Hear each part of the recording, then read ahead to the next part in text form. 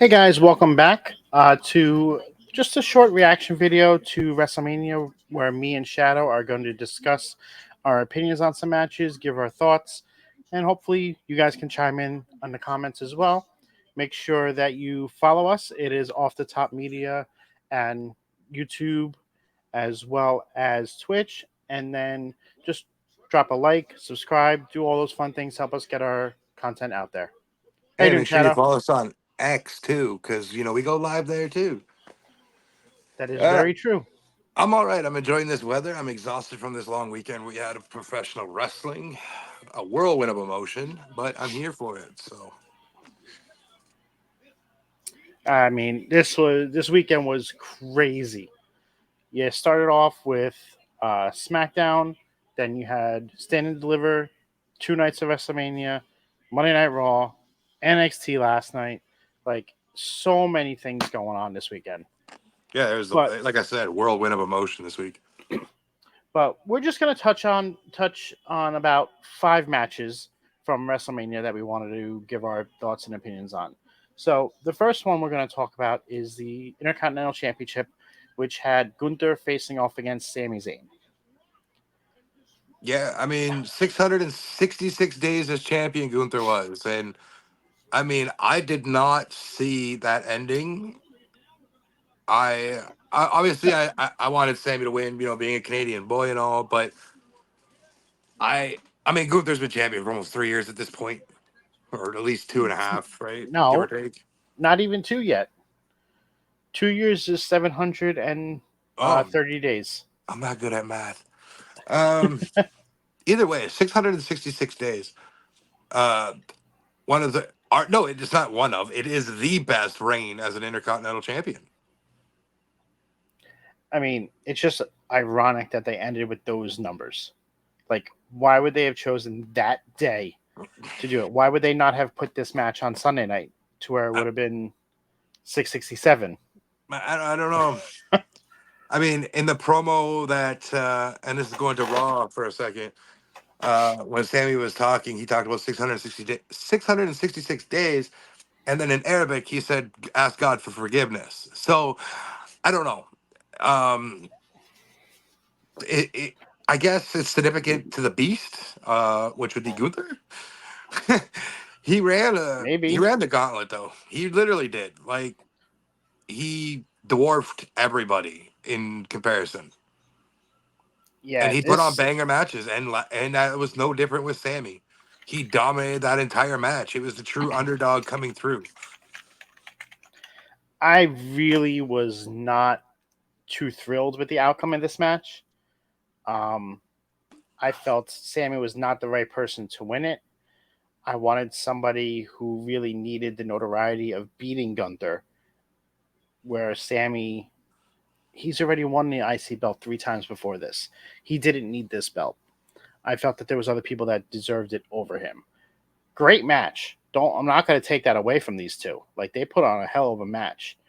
Right. Sammy, the comeback that he did, it was just so good. I just I to say I was shocked about the result was an understatement. I'm glad Sammy won. Like I said, uh, but again, it was one of those matches. Like, well, what just happened? Like, I even turned to my wife and I was like, huh? Um, I think everybody was in regards to that the same reaction. Another thing, my rating on this match, I will give it for theatrics. I am giving it a 7 out of 10. If we're going on a scale of five, I'm getting a 3.8 out of 5. Um, I think this match was 4.25 if we're rating it on stars. Um, if we're adding in the theatrics and everything else, I want to say it was probably about an 8.75 out of 10. Just because it got you captivated, it gave you that whole shit moment, and then the happiness for Sami Zayn from his reactions to it as well. So Right. they definitely had me invested at the end. The one thing I do want to make note of before we move on to the next match, I think this is a way of Triple H, because Triple H has gone on the record in the past and said he doesn't know if Sammy could be the face of the company. And yes, he's had Intercontinental title reigns before, but he has never been this white hot in a babyface role before Hmm. in WWE. Like obviously we know as El Generico and stuff and Ring of Honor, he was this big baby face, or he was this big heel, and NXT he was this big baby face. But now I think Hunter wants to see if he could carry himself at a championship caliber to bring forward to see if we can potentially see Sami Zayn before maybe end of next Mania as a world heavyweight champion. I mean, I would be down with that. That's the only belt he needs now for the Grand Slam, is it not? I think so, and I think I would love to see him versus KO for it, just because that would be an absolute Mm, banger. I don't know about that. Listen, That's those two put on matches that you can't argue. oh, I agree. It's just I don't know if I would want. I mean, I think KO would be honored to drop the belt to Sammy for his first title reign if that was the case.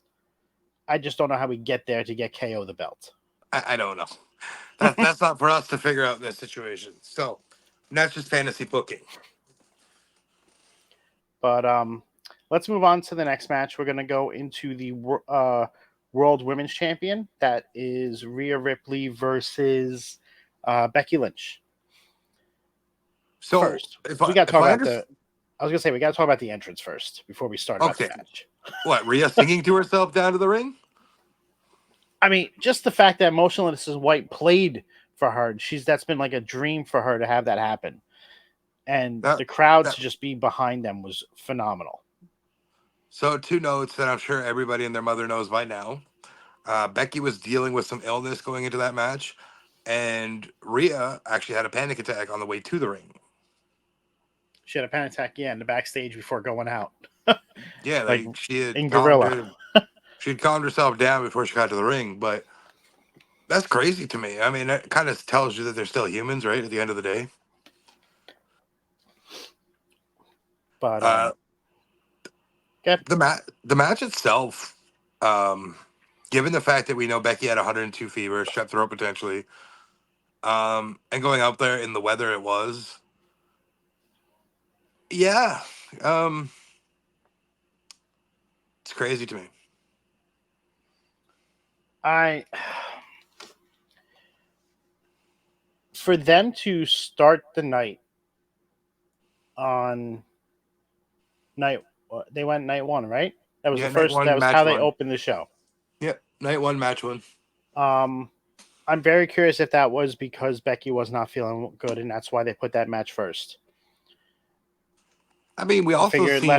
let her go. You know, she doesn't need to stay there. She could probably be back in the bus, relaxing while Seth is out during the main event.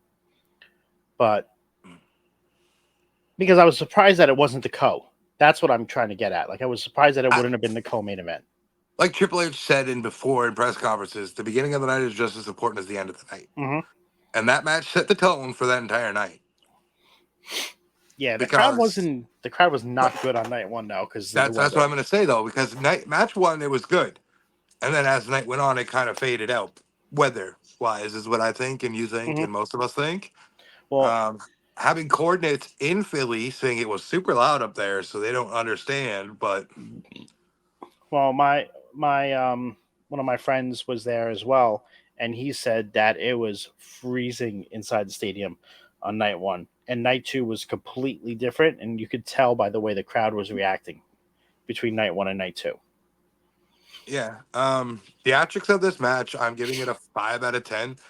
Yes, I am for that for the reason of I feel like both could have done better. Now, I say that, but I know that they were sick and one was just coming off an anxiety attack. I get it. The match itself in stars, I'm giving it a 4 out of 5. It wasn't no Charlotte and Rhea, Right. but it was good. Outside of the opening entrance with Bailey coming out, not Bailey, Rhea Rhea with Motionless in White, and Becky's uh, book. essentially yes, her dress that she wore out was her book pages, which I thought was actually very fitting, and I like that idea.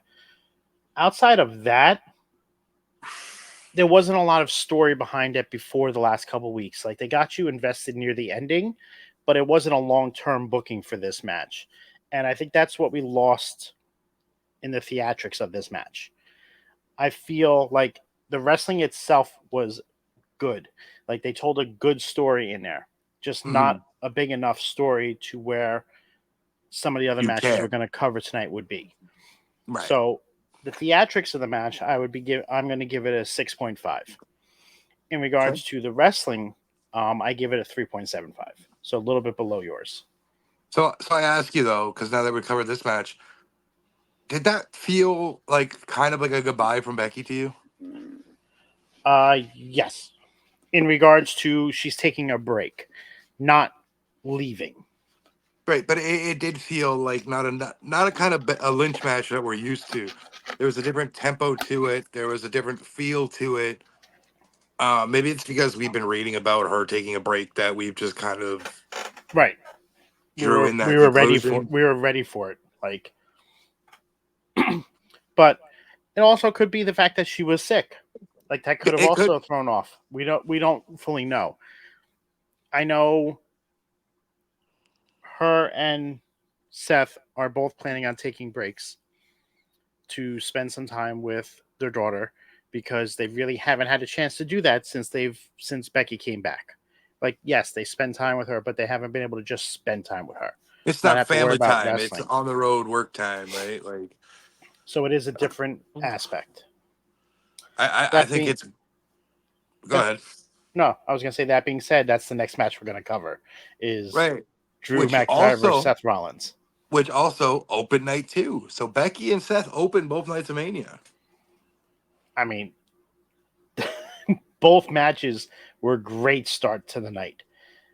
Night two being an amazing start between the great match and the great storytelling that you had in with Drew and Seth to what happened after. Yeah. The entrances.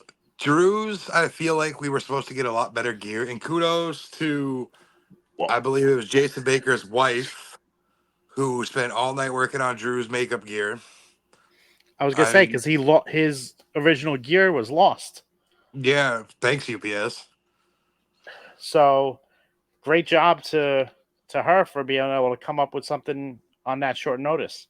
There was a lot of, and I know we're getting into this match, but there's a lot of subtle hints to Jason Baker work this weekend, which was Judgment Day, Asuka, a few other things, which is kind of cool.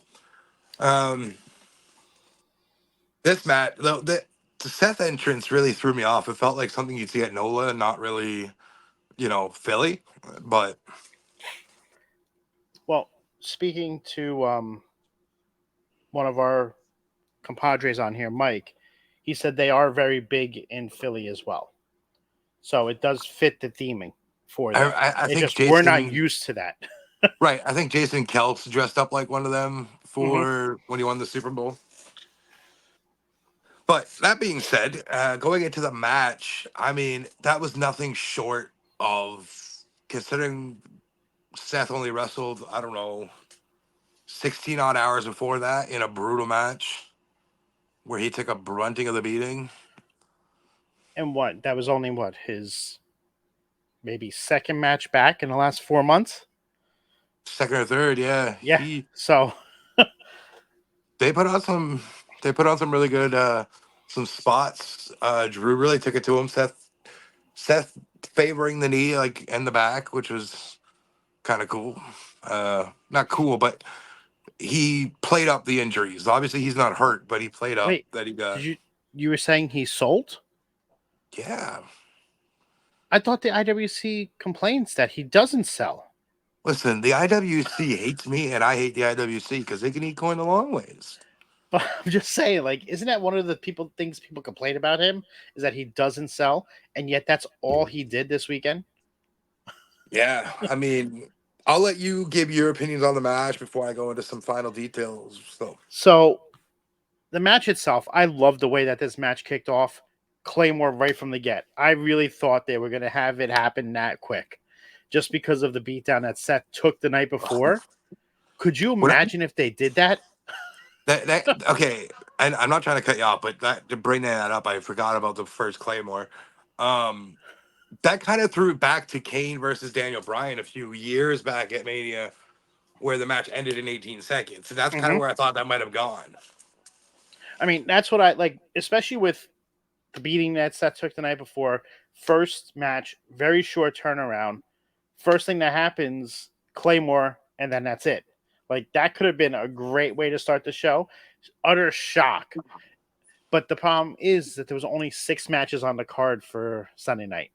They would have Right. needed something else to be added into it, or for them to have another match extended outside of the main event. Right. And And there I was feel like no there was match on the card that could have done that. even with the short card. I mean, it's not really a short card, but it still felt like they were filling time a lot. Well, the problem with Peacock is there is commercials. So We a didn't lot have of the those commercials, right? we So don't, because we are a premium subscriber. So we get a lot of those promo videos. That's where those come from. If you're a uh, regular Peacock subscriber that have the ads, that's where you would see commercials. So okay, that's that part of the makes issue with WWE's PLEs. That people say, oh, they show all these video packages. That's because of the network that they're on. I that think makes sense. in 2026, when they move away from Peacock, I think that's going to change a lot. But this match, the way they started out, they kept that momentum up throughout the entire thing. Drew, in the middle of the match, taking out his phone, tweeting. Like, just, it was so great. Listen, either that was a plant at ringside or that was a fan or someone backstage hit send as he was doing it. I don't know, and I don't want to know because it was just amazing. And just the All I re- theatrics. And all I just remember, sorry, is like I'm going through Twitter real quick, and Drew's tweet pops up. I'm like, he's in a match. Like, this match, to me, theatrics, everything that was behind this because of the story between these two. Um, Drew saying Seth is not focused on this, how everything turned out at the end with Drew not being, and the theatrics on this, 10 out of 10. Like, I nothing could have been better for this than me for I me. give it a 9.5 because I feel like they could have done something a little different, but I give it a 9.5, which is pretty much a solid 10, anyways. The match rating itself, I'm not sold on a 5 out of 5, but I'll give it a 4.5. I'm right there with you on that. It's a 4.5 for me. At the end, now we go into arguably the funny thing is Drew is a hypocrite and blames Seth for being. Before I get there, Seth overtaken by emotion and looking at Drew and saying, "You fucking deserve it." That was huge. That I don't think that I think that was a moment he broke character. I don't think that was really a. I don't I think that I was a don't think moment he between two men. It wasn't a moment supposed to be captured. I don't think he would have done that if he knew what was happening. Right. I think that was a moment between two men. I don't think Right. that The was camera was not supposed to be looking at Seth when he did that, and it was just something genuine. And that's what this business is about between these competitors. But that being said, during this match we had CM Punk on commentary. And this guy could be on commentary every week. Like, he is good. He added to this match. He made the match better. But at the end, after Drew won and captured his third championship or second, first it world was championship. There you go. We'll just say that. I can't remember if he's his won it third twice or not now. his third championship reign. This time in front of fans, he got his WrestleMania moment. He was overcome with emotions until he went His outside and obsession. saw CM Punk, and his obsession showed through. Now he's out there taunting CM Punk, and this is when CM Punk all of a sudden is miraculously healed. I don't think he's healed, but he's close. But I don't know. It was a real fuck you, Drew moment, you know, and You can't blame CM Punk. You can't blame Seth. Drew's obsession took over, and then all of a sudden, Senior Money in the Bank decides to come running down to the ring, and for the first time in history, we get a cash in immediately, where the ref's not asking 10 times if you're sure. See, if you notice, the only time they ever ask that, "Are you sure?" is if something happens to prevent it. Anytime it's a real cash in, it's always right away. That's how you know it's actually happening. And did you see the what CM Punk did before Damien's music hit? The Blue the Kiss like AJ? No, that's what he did when he was leaving with the belt. It was a throwback to how he was when he kissed goodbye in Chicago, and he was going to take the belt with him. And when Didn't he do that in he AEW too? no, but it started back then. Yeah, but didn't he just recently do that at All In at the end of his match before he got fired? Or quit? Whatever. Whatever. Well, you'll find out that later. But anyway, I'm I pretty don't sure he know. I did. don't remember that, I don't know. But either way, but I thought it was an homage to AJ, but and then Damien comes out, cashes in with a amazing south of heaven, yeah. and then 1, 2, 3, we have a new champion. So we had 2 title changes already in the first 30 minutes of the show. And the IWC once again losing their shit on the internet before anything happens. Oh, or oh fucking Damien didn't cash in yet. They all look stupid 2 seconds later when he came down and cashed in. Damien should come cash in here. Oh, it's the perfect opportunity. No, it wasn't the perfect opportunity until Punk made it the perfect opportunity. I've only learned over the last couple days that Damien didn't even know he was cashing in until moments before it happened. So, He was probably right back there, and they said now, and that's it. well, they said apparently somewhat throughout the match they sent him back to get his gear on, and then they told him go. So it was all night one on the or night two on the audible call. So And uh, that hurt. That makes it hurt for Drew for me because I was so happy that Drew won. He got his moment, and then to be dejected because in the moment I hated it. Like I was pissed for Drew just because this guy deserves everything he's done for the business for WWE over the last couple years.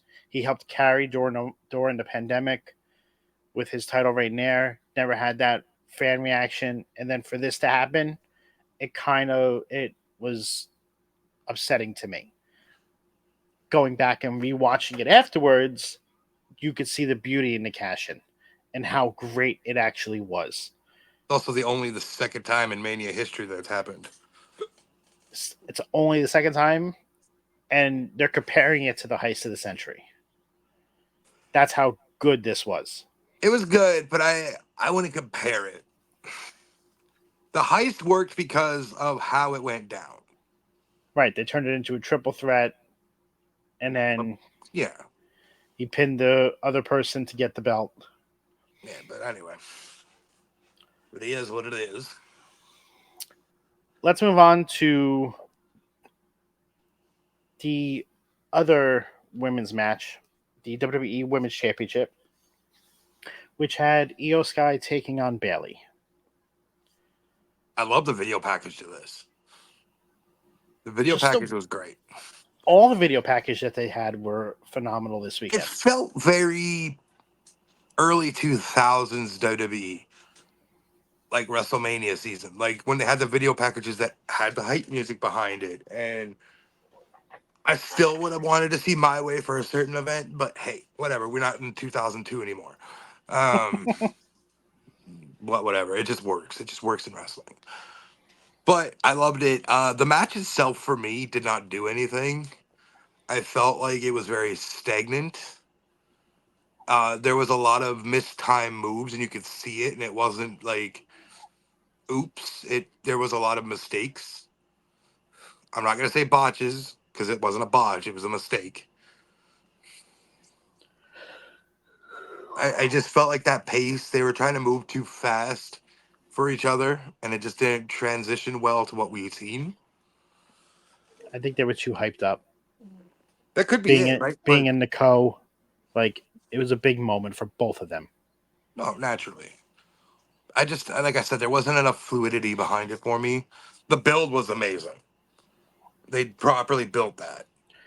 And I love people's reactions. You know, oh, this story, there's nothing going on with this.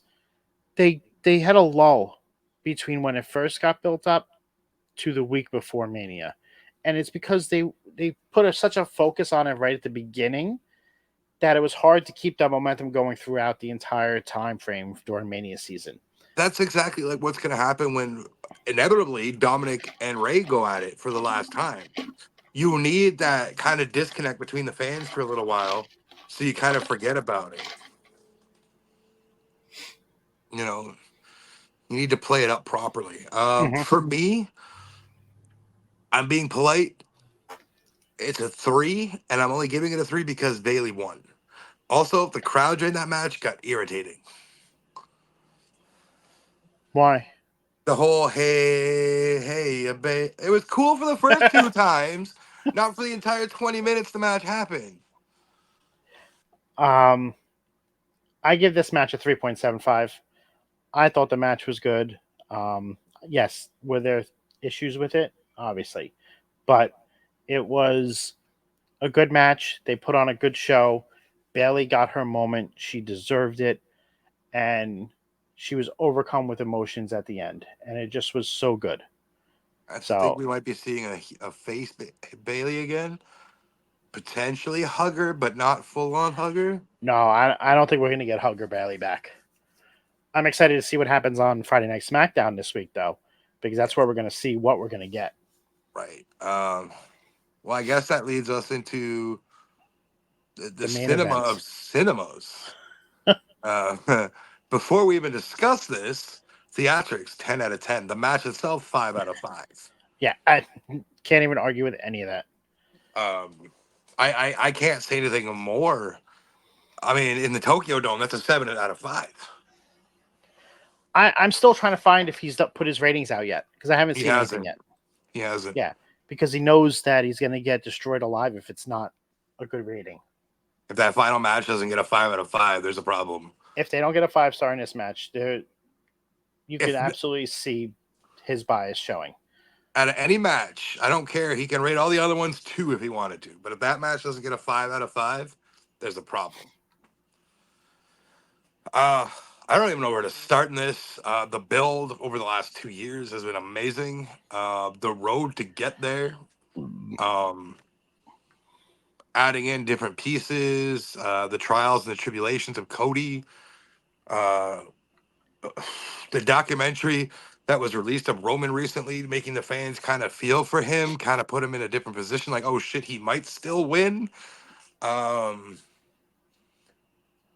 the way WWE laid out the roadmap for these two, I guess as back as January, as Dwayne says. Um, I feel like it went back a little bit farther than that, but January is when it really kicked into motion. Uh, I don't know about you, but when I see that documentary about Roman, it kind of put a little doubt into me that Cody wasn't winning. I've said it before. I've said it to you a couple times now. I've said it to a couple other people. Everybody was so hung up on Roman beating Hogan's title reign record that they forgot that there was another record that Hogan held that was shattered this weekend by Roman. And that was the main event of WrestleMania. And you were right to say that that was probably the record that they wanted to break. I And think that's I why I and think I was. that's why they main evented both nights. And if that didn't get involved, I don't think and they had the Rock versus Roman, like what was talked about at one point as the main event. I don't think Roman. I think Roman would have held the belt until next Mania to break that record. I do too. And that would have shattered the other record that everybody thought of. Correct. And then they would have lost. So, I mean, I got to give credit where credit is due to Roman. That man carried 4 years, not losing a singles match in 4 years, only being pinned once in that 4 years in a tag team Okay, match. so 2 matches he lost. He I only mean, lost 3. one. No, he lost one singles match. To Corbin at the beginning. No, once he won the belt, Okay. he lost one singles match. To who? Seth Rollins. Oh, disqualification. Okay. That That's was okay. Yeah, no, yeah, I got it. Technically, if you want to go down that route, it's 3 then, because Kevin Owens, Royal Rumble a few years back, he was down for the 10. yeah, but the ref Okay. didn't. The I ref know, didn't but say if it. you want to get that technical, we can go down there. Yeah, but on the record books, it does say that Seth beat him, Right. Okay. Fair enough. and that played into this match. Right. But like I was saying, you got to give flowers to Roman. He carried the company through a time Absolutely. where it absolutely needed it. He became arguably, if not the best heel in the company's ever seen. And I'm talking WCW included and ECW for that matter. Mm, I think he's bigger than every heel that they've ever thrown. I think I that's don't know. bigger than Hogan turning. I don't think. I don't know. That is tough to compare. To have Hogan turn in the NWO being a bigger Roman being a bigger Listen, heel than that listen, if you want to is it? crucify me for it, go ahead. But I'm I not. say it's bigger. Is it comparable? 100%. It's close to the same. It's hard to put it over top because one revolutionized the industry. I mean, you could say the tribal chief rejuvenated the industry. Correct. That's what I'm saying. Like So, I think so I think they if we're both not, were very comparable. I'm gonna put it over, but I will touch with your point. I won't compare it, but I'll equal it. Right. That's what I mean. Like comparable. Like it's equal to. Okay, I'll give you that, but I'm still putting it over that, Okay. mainly because fuck Hulk Hogan. Um, Fuck Terry Bollea. yeah, fuck him too. But yeah, no, Roman, 1,316 days as champion is definitely unheard of in my lifetime, your lifetime, Hmm. which is crazy because you're like 80. Um, And you've seen Bruno San Martino wrestle live, I all did right? not see Bruno Sammartino wrestle live. Get the hell out of here. But anyway, no, it's one of it's going to go down as the greatest in modern history. I don't know if me and you will see it again. Probably not. Maybe our kids, but we won't. Um, but yeah, Roman, maybe not the champ anymore, but always the tribal chief. He carried the company through a pandemic era. He came back from leukemia that he was diagnosed with. I have a theory about that, but that's not for this.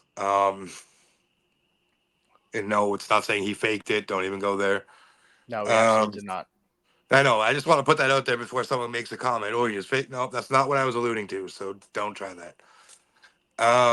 Yeah, no, I give him his flowers.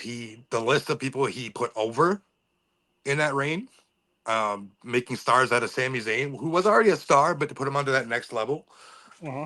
Jimmy and Jay Uso both moved up a level where they sit in the I was gonna company say that's how standings. we got main event Jay. You could argue that he made Seth better and Seth made him better. Elevated Kevin Owens a little bit. Randy Orton, Matt Riddle. Like the list goes on to the people he's put over. Would It's hard. It's hard to argue the facts with those. he? I don't know. I might not always agree with him. Might not always like him, but you have to thank him. That being said, this match, Jesus Christ, you want to talk cinema without the theatrics of an actual TV movie camera crew? What are your takeaways from this, man? Other than nostalgic run-ins, I just the way that they built the story, everything was going on. How many crossroads did I think I counted like 10. Roman take? I think they said that the final one was 10. Um, but I mean, there was 11 in the match because Roman hit one. he had him beat, and then that's when you get Jimmy coming out, and then you had Jay come out and take care of Jimmy, and now the Sick little stage move, match. by the way. The camera angle on that was amazing because when you saw him going over, it looked like there was nothing there. Like Yeah. I thought they were hitting the floor, and I was like, "Oh, they're dead."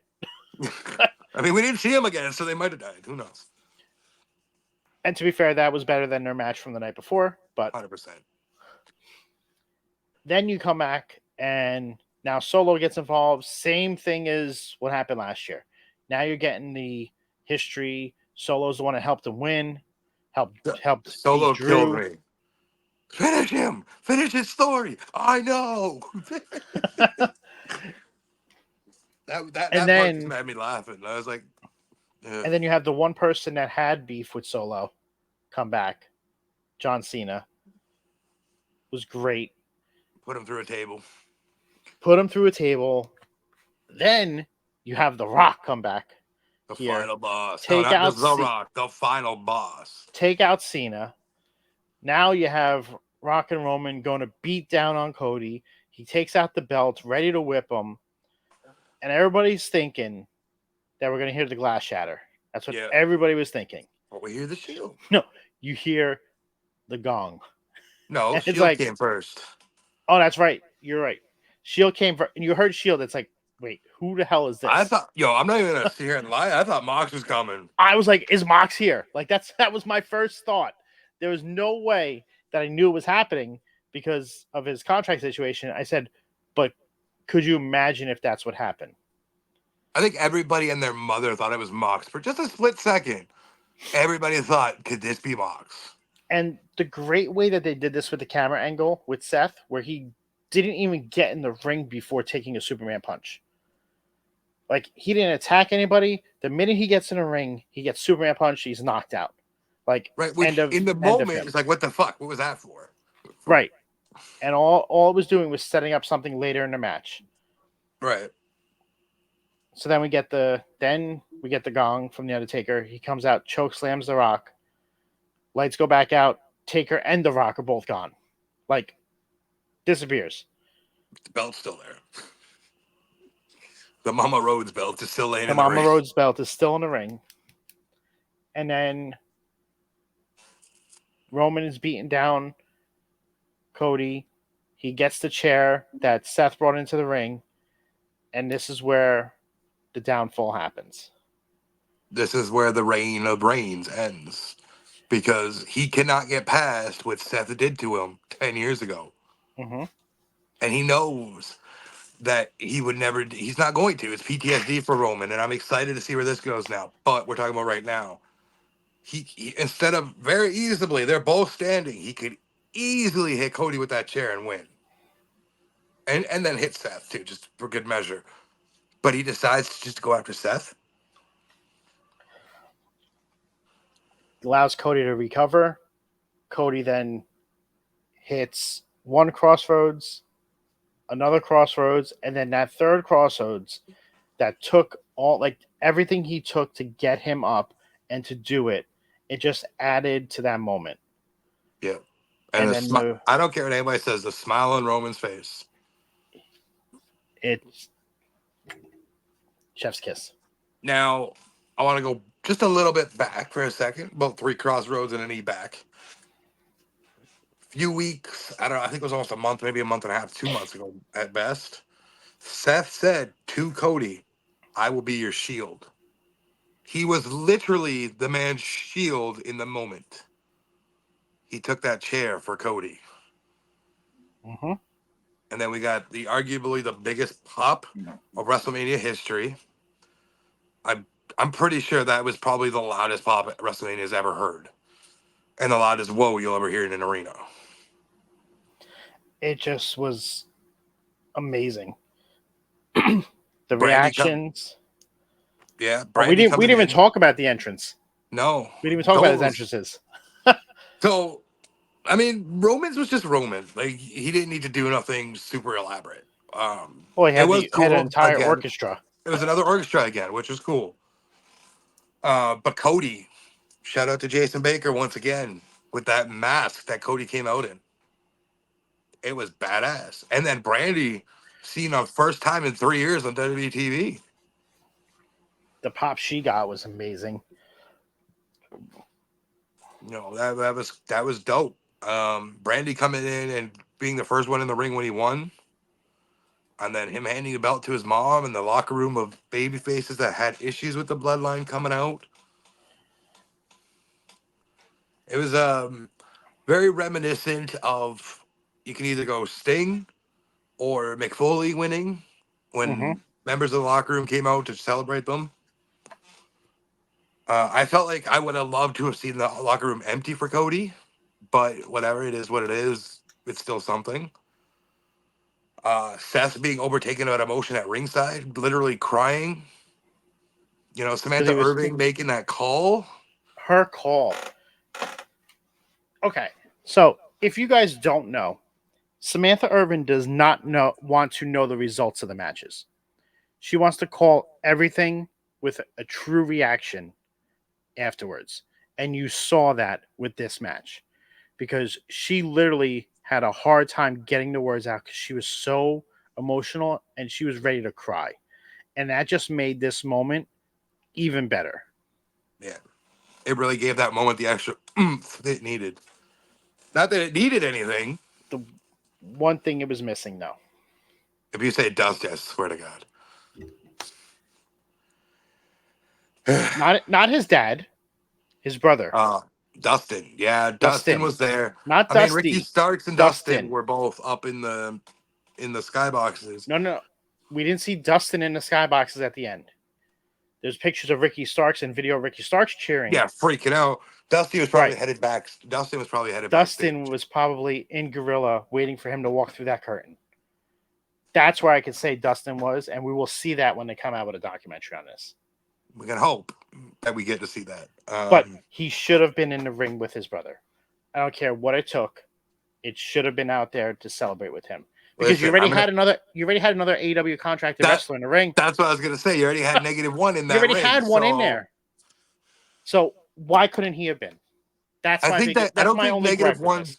I don't think Brody Jr.'s contract kicks in for another few years, but that's schematics. Like, Yeah, that's semantics. Yep. it is what it That is. that's my only gripe with it is that I wish Dustin would have been there for him. We got the moment, the pop. My daughter was excited. I was excited. I was I mean, also a little like, we all were crazy. Me, I, Jax, I seen Selfette, the we all were watching it. reactions. Um, I was in a second of a moment be like, whoa, we just watched the greatest era end. It felt like an end of an era. It really did. Well, when somebody's a champion for over 3.5 years, kind of is. Oh, it's unheard of in sports, right? Like any across any sport, even boxing, it's unheard of. Even in UFC, Uh-huh. it's unheard of. Um, it felt like, next day I was like, oh fuck, we just watched, and I said to you, 2020 to 2024 bloodline era. From now on until they do something else, it'll be the Renaissance era or Yep. the whatever. Or whatever they call it. But But I agree.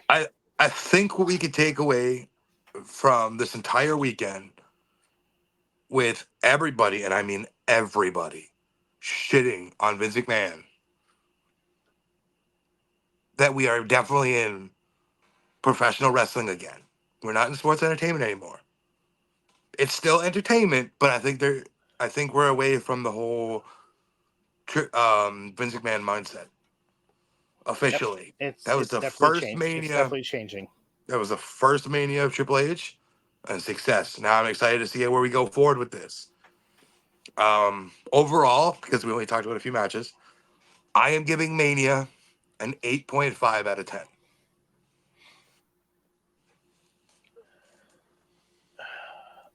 I'm gonna give Mania.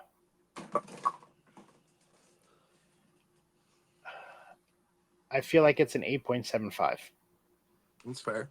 So I don't think it pretty was the close from both perfect of us. 10, but If we were grading it just off of night two, it would have been close to a 10 because night two was just amazing. I think what really did it for me, and it's no fault of Philly, is just the crowd missing in night one really didn't make It's it feel that important. it's part of the way they had the lighting because you saw the change the lighting for night two.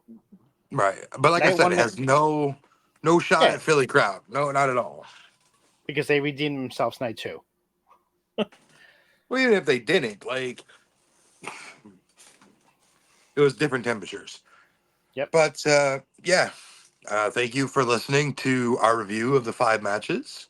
That's what we discussed that we wanted to do. And yeah, make sure you hit like, subscribe, and follow us on all venues that you can follow us on.